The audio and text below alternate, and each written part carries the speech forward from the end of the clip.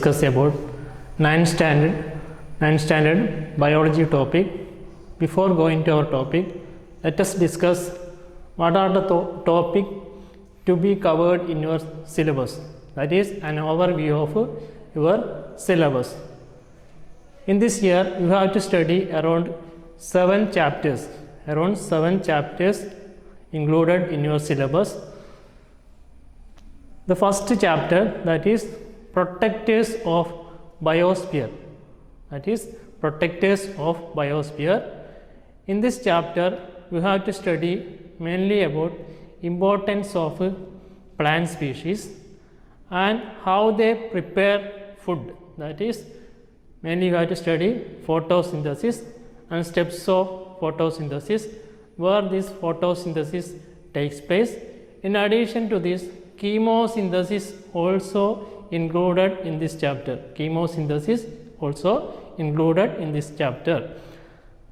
Then importance of plants in atmosphere or earth surface, what they are doing, why they are important, that also you have to study here. The second chapter, food through digestive tract. Food through digestive tract.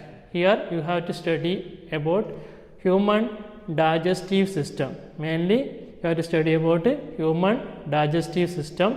Parts of human digestive system is included in this chapter. You have to study detailed diagram of human digestive system and parts of human digestive system.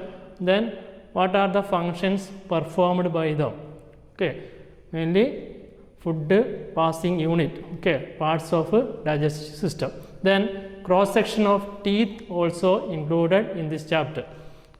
Then in addition to this, you have to study about different processes associated with food breakdown or release of energy from food and how this complex food material is broken down into simpler form. In our third chapter, you have to study about how this simple molecule, our chapter name is simple molecules into cell. How this simple molecule, that is mainly our nutrients. For example, you have to study about protein, vitamins, etc. These nutrient name also you have to study how these nutrients are transported to different areas, how these nutrients are taken inside the cell, that is nutrients into the cell. Nutrients into the cell you have to study. Here actually who perform the transfer of nutrients into different transport of nutrients into different part of the body? You may be knowing that usually it is performed by blood, and you have to study about different components of blood and what are the blood cells. In addition to this, you have to study about blood circulatory system, how we can classify blood circulatory system, what are the parts of blood circulation, then how we can classify into blood circulatory system.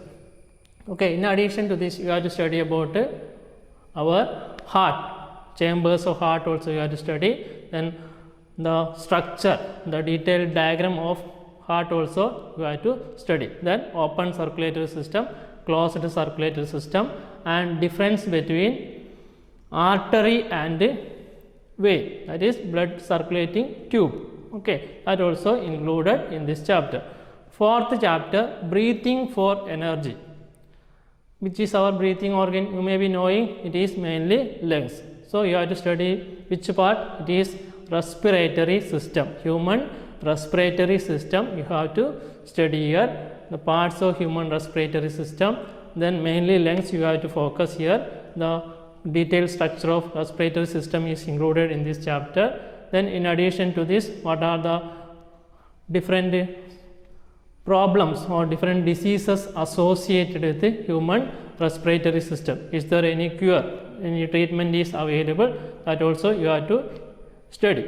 Okay, then our fifth chapter, that is our fifth chapter is mainly based on excretion. Excretion to maintain homeostasis. Homeostasis means what?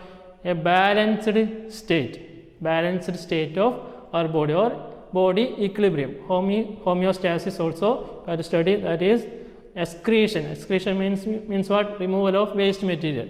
Here which system is included? Here excretory system of our body is included. That is our kidney and different excretory organs and their structure, how they perform their function, and various problems associated with our excretory system. Excretory system is also included in your syllabus. After that, you have to study about biology of movement. Biology of movement, that is our 6th chapter, biology of movement. Then in this chapter you have to study how movements are classified. How movements are classified. What are the parts associated with movement? You may be heard about bone, then muscle, etc. We can classify muscle and bones. Different types of bones are there. Then in addition to this, skeletal system, human skeletal system is also included in this chapter. Then not only human beings and animals, plants can also move. Plant movements also you have to study. What are the different types of movements performed by plants in different conditions, in response to different environmental factors, how they move. Then different parts of organs or different specialized organs present in other organisms which helps in movement. That is also included in this chapter. Then our 7th chapter, that is cell division. That is cell division for growth and reproduction. Cell division for growth and reproduction. Here you have to focus mainly on what is cell division, then cell cycle you have to study, then different types of cell cycle, cell division, different types of cell division, that is mitosis and meiosis. What are the stages of mitosis, meiosis, and is there any difference between them? Which cell perform, when it perform a type of cell division, that also you have to study. Then importance of cell division in reproduction. In the case of growth, you have to study the stages of growth. Stages of growth. Then in the case of plant, you have to study about meristematic tissue, classification of meristems, and stages of growth also there in the case of plant. Then not only animals, growth is also occurring in plants. What are the tissues or parts of growth, that also included in your syllabus. Then reproduction, okay, importance of cell division in reproduction, that is also you have to study. So around 7 chapters are there. It is very interesting topic. I think you can study it properly. It will be very interesting topic for you. It is a nice textbook.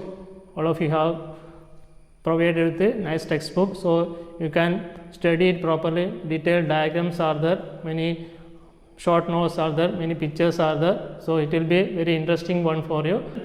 It will be a nice academic year for you. Now let us move to our first chapter. Let us move to our first chapter. Can you read this? It is written on your board. Protectors of biosphere. What is it? Protectors of biosphere. Our first chapter name is Protectors of biosphere. Actually, who perform this function, protection?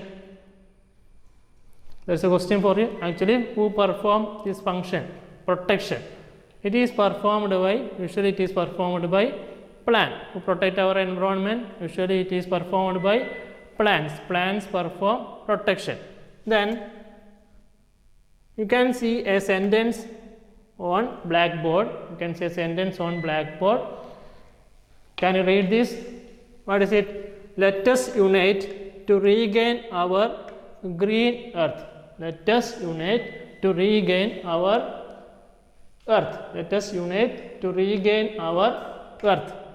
What is it? Let us unite to regain our green earth. Actually, this sentence is taken from a poster which is prepared by a student. Actually, it is prepared by a student. He wrote this sentence in his poster. The poster is based on global warming. Poster is based on what? It is based on global warming. So student wrote, let us unite to regain our green earth. Then some pictures also included in that poster. Okay. Now, what does it actually mean? What does that actually mean? Can you think? Just think about it. Let us unite to regain our green earth.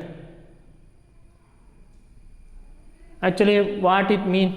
The student mainly focus on what? The recovery of our green earth. Recovery of our green earth. How is it possible? We have to unite together. We have to, all human beings and different animals, human beings also join together. We have to work together to maintain, to recollect our green earth back. What is actually green earth?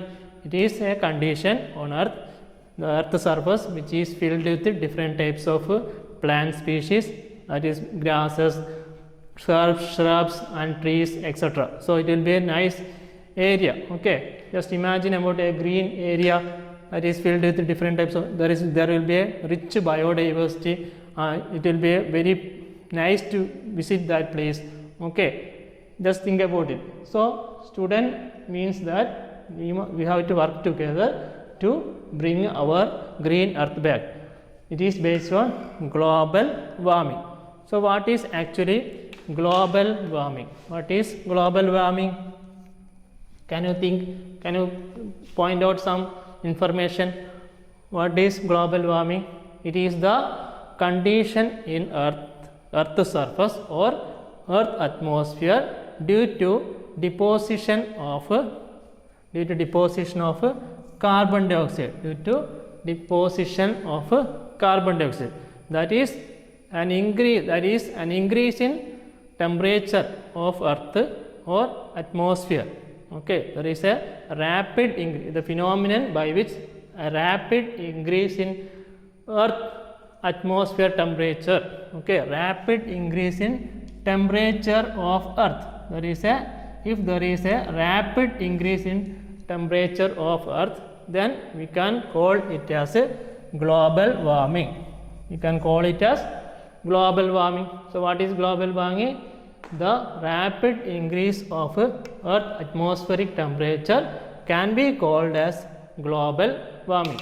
So who is responsible for it? It is mainly responsible by carbon dioxide. Okay, carbon dioxide is a gas. Okay, so if there is an increase in carbon dioxide concentration in our atmosphere, it will definitely leads to what? Global warming. Okay, global warming is mainly due to accumulation of carbon dioxide or deposition of carbon dioxide concentration. An increase in carbon dioxide concentration can leads to a condition in earth atmosphere that is called global warming. Then let us see how these plants resist or reduce this global warming. How plants resist or reduce global warming. So plants are protecting us. Before few minutes before only I told, plants are mainly associated with environmental protection. They are performing some duties, they are performing some functions. Okay, how these plants protect us? How these plants protect us from global warming? That we have to discuss now. How these plants protect us from global warming? Have you understood what is global warming? It is a condition on earth atmosphere due to rapid increase in atmospheric temperature, that is due to accumulation of carbon dioxide or deposition of carbon dioxide. That is, an increase in carbon dioxide concentration can lead to a condition on earth atmosphere, earth surface. It is called global warming. What will happen if temperature increases rapidly? It will lead to drought, a condition called drought. Water content will be lost, the environment will be dry, most of the plants can't survive, animals can't survive. It will leads to desertification. So that is why that student wrote this sentence, let us unite to regain our green earth. Let us unite to regain our green earth. Now we have to discuss about how these plants resist, how these plants resist global warming or reduce global warming. So what is the actual phenomenon performed? That is oxygen carbon dioxide balance. Can you see this diagram? Can you see what is it? Oxygen carbon dioxide balance. Oxygen carbon dioxide balance. You just read it. What are the parts mentioned here? Just see this diagram. You can read atmospheric carbon dioxide is there. Then plants are there. Plants utilize this atmospheric carbon dioxide. Then they make glucose. It is nothing but it is a simple sugar. Then that glucose is utilized by whom? Animals are utilizing that. They are using that glucose, and it is further used in respiration process. Then plants using this carbon dioxide, what they are doing? They release oxygen. They release oxygen to atmosphere. That oxygen is consumed by plants and also animals. They are using for it respiration purpose. Okay. Actually, which gas is respired by organism? It is not carbon dioxide. It is oxygen. Usually, oxygen is very important gas for respiration purpose. That is, human beings and plants and animals, they are using oxygen as a respiratory gas. Then plants also respire. Then after respiration, carbon dioxide is returning back to atmosphere. Okay. So we have to discuss about how this oxygen carbon dioxide balance is on environment, how it is performed by plants. That we are going to discuss. You can see that atmospheric carbon dioxide being utilized by plants. Some phenomenon is occurring in plants that you can see here. There is some process in plants that helps in carbon dioxide auto balance. There is no doubt in that. Okay. First, you can see that atmospheric carbon dioxide is used by plants. What they are doing? They are converting that carbon dioxide to glucose. Then after that, they are releasing oxygen to our atmosphere, isn't it? They are releasing oxygen to our atmosphere, that is used by animals and different organs, including human beings. They are using it for respiration purpose. That is, oxygen is very important respiratory gas, isn't it? It is a very important respiratory gas. Then plants are also using oxygen as a respiratory gas. It doesn't mean carbon dioxide is consumed by plant as respiratory purpose. No, respiratory gas, it is a living organism. Plants are also using oxygen as a respiratory gas. Now there are some questions for you. Why there is no increase in carbon dioxide concentration on environment? So there is a question for you. Why there is an increase in carbon dioxide? There is no increase. Okay. Why there is no increase in carbon dioxide concentration on atmosphere? Can you note some points? Can you tell some points? Actually, it is due to our plant activity of plants leads to reduction in atmospheric carbon dioxide. Atmospheric carbon dioxide. Okay. It leads to atmospheric carbon dioxide is consumed by plants. They will make into glucose. They will convert it into glucose. Then any other function performed by plants, they will convert this atmospheric carbon dioxide into oxygen also. Okay, oxygen is released into atmospheric gas. So it is used by animals and plants for respiratory purpose. Then oxygen is also not reducing. That also you can see here. Oxygen is not reducing. Okay, different animals are there, different organisms are there. They are consuming oxygen day by day, but it is not reducing. Why it is there?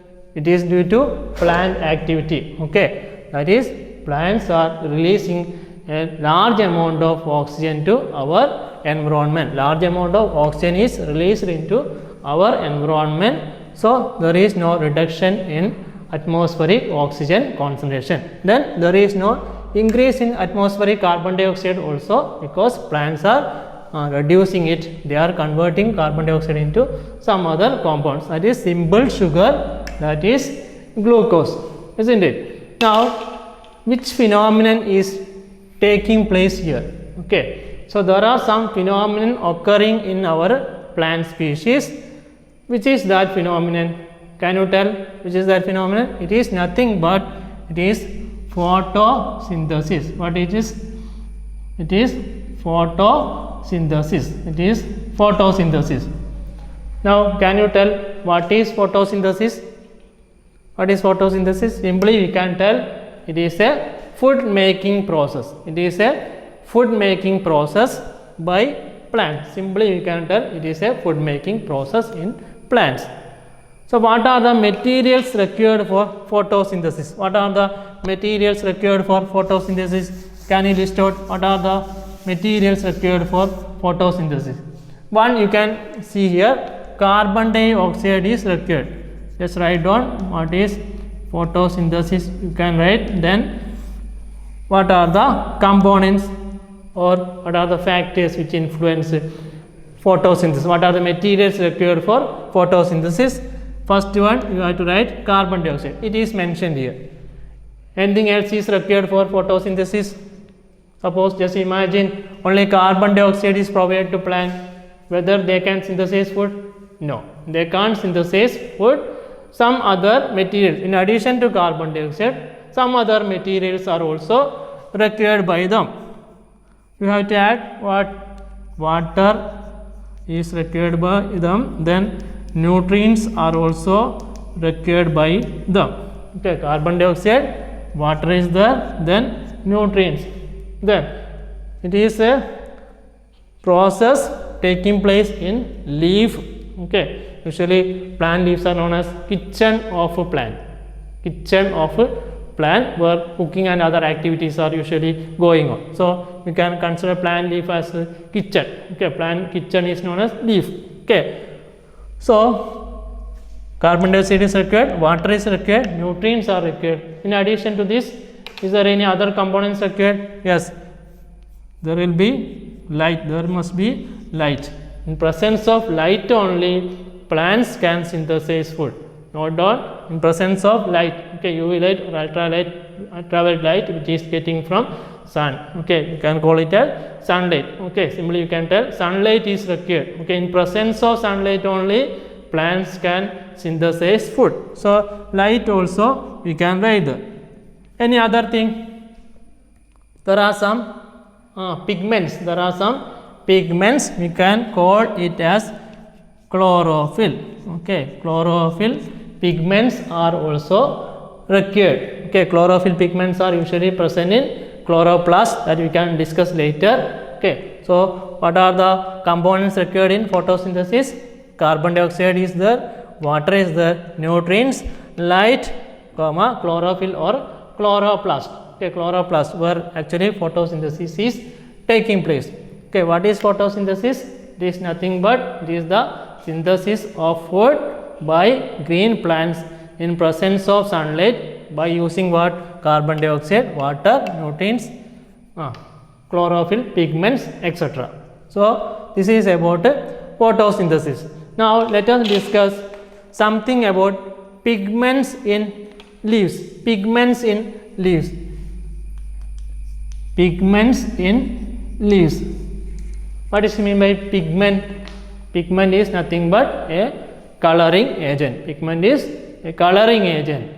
Okay, coloring agent. Pigment means what? Coloring agent present in leaves. Where these pigments are present? So, not to study that, we have to discuss structure of leaves. You may be familiar with different types of leaves. Have you seen different types of leaves? Okay, there may be difference in their shape. Sometimes they may be oval, sometimes they may be straight, narrow, pointed end leaves are there. Then some are disc shaped. There are different types of leaves. If you observe your surrounding, different types of leaves are present. Okay, plants are provided with different types of leaves. There may be shape and color, etc. So if you observe leaf surface, so there will be an upper surface and a lower surface. If you take a leaf while going through a garden, or if you visit a biodiversity park, you can see different plant species with different kinds of leaf. Suppose if you observe on the upper surface and lower surface. Imagine you are observing upper surface and lower surface.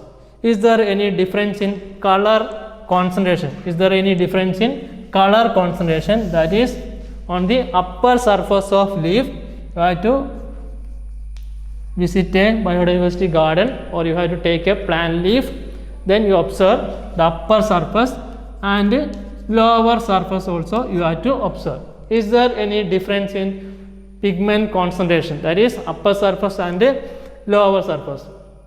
In the upper surface you can see it is little more dark, it is little more dark colored than in the lower surface it is light in color, it is usually light in color. Okay, the upper surface leaf is dark colored. What is the color of leaf?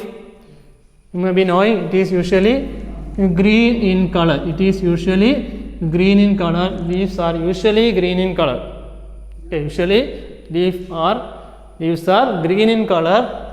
What I told here, okay, you have to observe an upper surface of leaf and lower surface of leaves, upper surface of leaf and lower surface of leaf. Upper surface it is little more dark, okay, more darkness is there, more dark color, then lower surface it is usually light in color.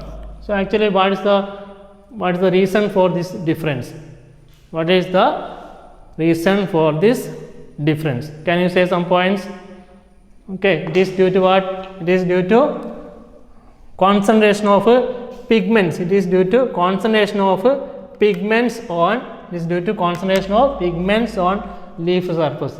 In the upper surface there will be more amount of pigments, concentration of pigments is more on the leaf surface, and in the case of lower surface the pigments are less in concentration. So it looks very darker on the upper surface, lower surface it is usually light in color.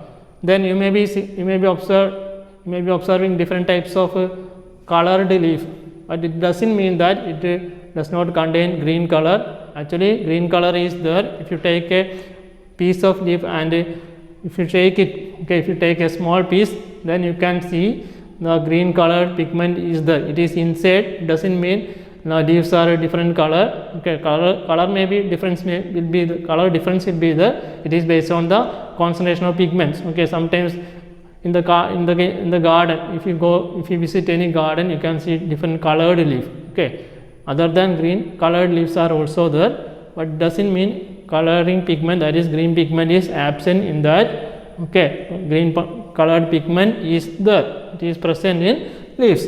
Now what you have to do is you have to collect a leaf. You have to collect a leaf and you have to cut the part of leaf. Okay, collect a leaf. There is an activity for you. You have to collect a green leaf, then cut a piece of leaf, then you have to observe it under microscope. You have to observe it under microscope. You have to observe it under microscope. Why we are using microscope? In order to see internal structure of a leaf. Internal structure of leaf. In 8th standard you have studied that all organisms are made up of cells. Cells join to form tissues and other various parts of a plant. Okay, so like that here also you can see, if you observe under microscope, you can see that different cells present in our leaf, then different tissues and different conducting tissues also you can see under microscope. Then you have to add some stain. Okay, coloring agent also you have to add, then only that particular part is more visible. Okay, it is more visible by using that stain. Okay, you can correctly focus, you can correctly mark which part. Okay, you can identify part of leaf properly. So here there is a diagram showing anatomy or internal structure of a leaf. Can you see this diagram? It is a diagram showing internal structure of leaf. What you have to do? You have to take a piece of leaf, then you have to observe it under microscope. Why we are using microscope? In order to see that internal structure properly. Okay, then there are two regions. Can you see this region?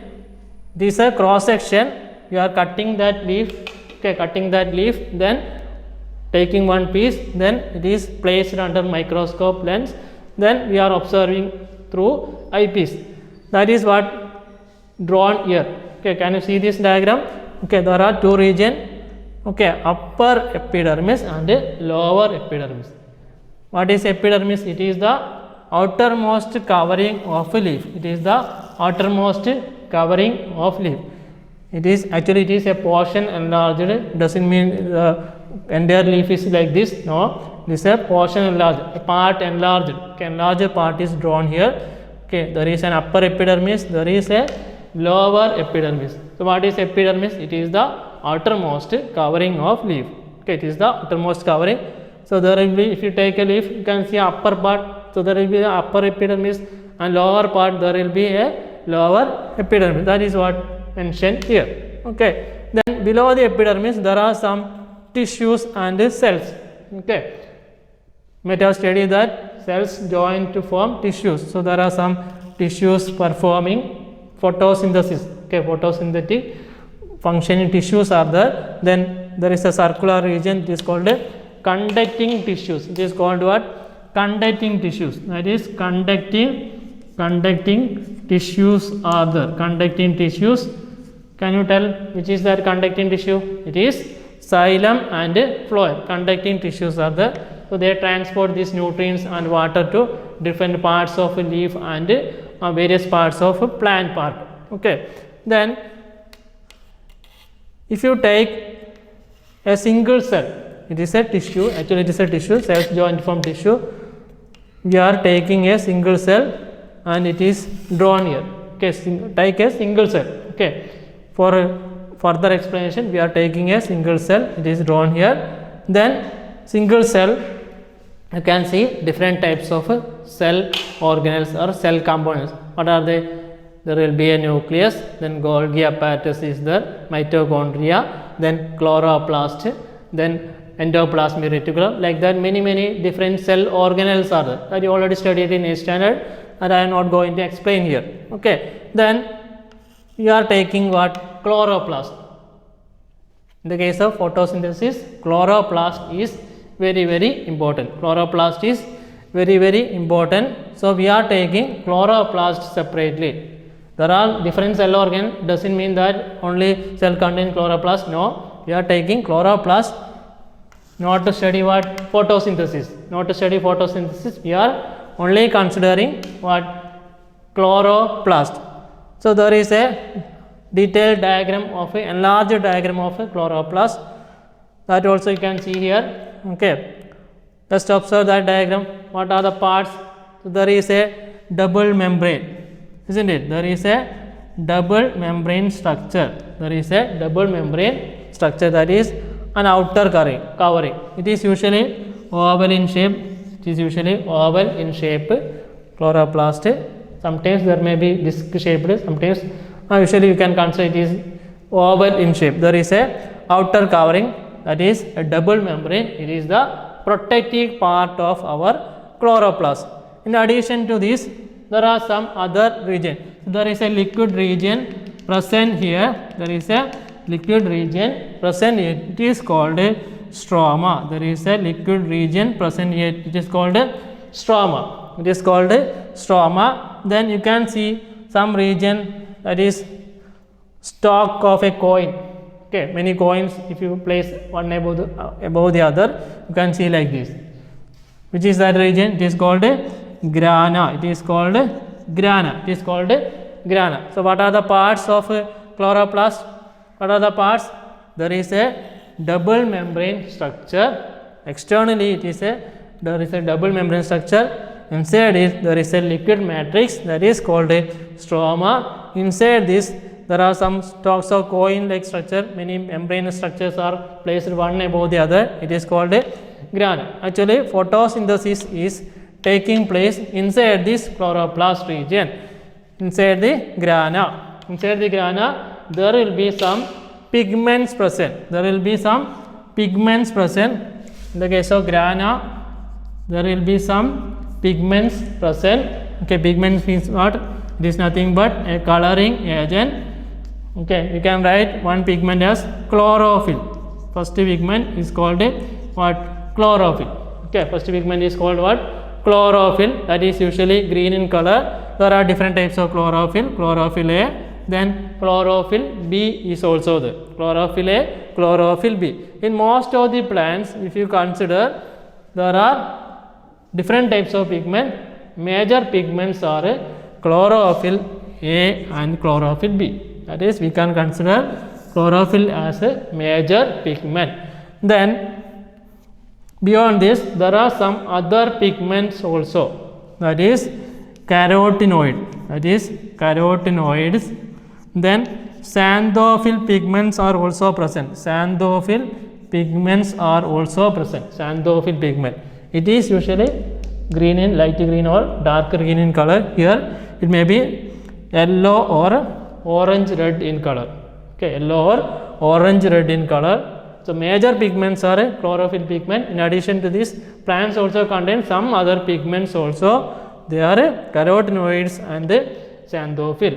It is usually orange or yellowish in color. Here it is dark green or light green in color. That is chlorophyll A. But among these four colors, only chlorophyll can directly absorb sunlight. Only chlorophyll can directly absorb sunlight, and they are directly involved in which phenomenon? Photosynthesis. Then what these other two pigments will do? That is carotenoids and xanthophyll. What they are doing? They are just helping. Okay, they are just helping these chlorophyll pigment in photosynthesis.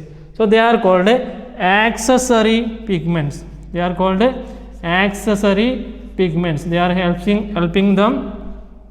Chlorophyll pigments are helped by carotenoids and xanthophylls because they can't directly absorb sunlight from environment. So they just help chlorophyll pigments. So they are called accessory pigments. So where these pigments are usually present? It is present in chloroplast. Where this chloroplast is present? It is present in plant cell. Where these plant cells are present? Usually we consider leaf as a kitchen. So many parts are there inside the leaf. Many tissues are there. Tissues are made up of cell that you already studied. Okay, so there will be many cells. Then there are some conducting tissues also. We already discussed. We need water. Plants need water, nutrients, etc. Not only sunlight, carbon dioxide. They need water and the nutrients. So these are transported by conducting tissues. These are transported by conducting tissues. So what we discussed here, we are discussing about protectors of biosphere. Protectors of biosphere. Actually, protection is performed by plants. Okay. So what we discussed here, we discussed about global warming. Global warming. What is global warming? If there is a rapid increasing Earth atmospheric temperature due to accumulation of carbon dioxide or deposition of carbon dioxide, that phenomenon is called global warming. So what these plants are doing? They are resisting or reducing the concentration of carbon dioxide. They are helping us. They are preventing most of the organisms from high heat. Okay, high heat. Actually, which phenomenon helps the plants to reduce this carbon dioxide content? Which is that phenomenon? It is photosynthesis. So plants perform photosynthesis. Okay, so it is a major activity performed by plants. It is a food making process. Actually, which material is synthesized by photosynthesis? Glucose is synthesized by plants through photosynthesis. It is a simple sugar, and this sugar is utilized by animals because plants are mainly known as producers. Animals can't synthesize their own food. We have to depend, including human being. We are depending plants for different types of food materials. Okay, nutrients and any other product we are getting from mostly from plants. Okay, plants can synthesize food by photosynthesis. Okay, glucose is synthesized by them. So they are using atmospheric carbon dioxide, and in addition to carbon dioxide, they are using sunlight, nutrients, light, etc., water, etc. Then in presence of a chlorophyll pigment also, they will convert into glucose then it is a nutrient. It is used by different types of animals and human beings, and they are releasing, in addition to making of glucose, they are releasing atmospheric oxygen. It is a very essential respiratory gas for different types of living organisms. So plants play very important role in our environment. Then we have discussed why this balance, how this balance is maintained, how this balance of carbon dioxide and O2 is maintained, that also we have discussed. Then different pigments in plants. Okay, what are the pigments means nothing but coloring agent. Okay, so leaf pigments we are discussed. Okay, what are the different types of leaf pigments?